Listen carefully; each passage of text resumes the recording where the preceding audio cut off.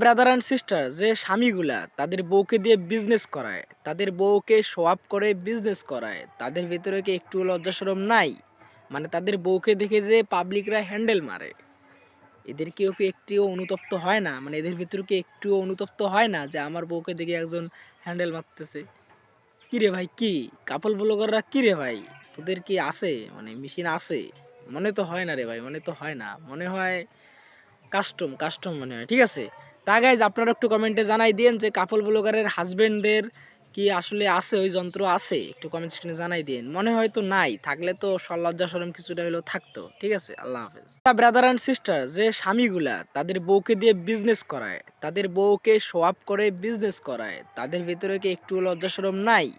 মানে তাদের বউকে দেখে যে পাবলিকরা হ্যান্ডেল মারে, এদের কেউ কি একটুও অনুতপ্ত হয় না? মানে এদের ভিতরে কি একটুও অনুতপ্ত হয় না যে আমার বউকে দেখে একজন হ্যান্ডেল মারতেছে?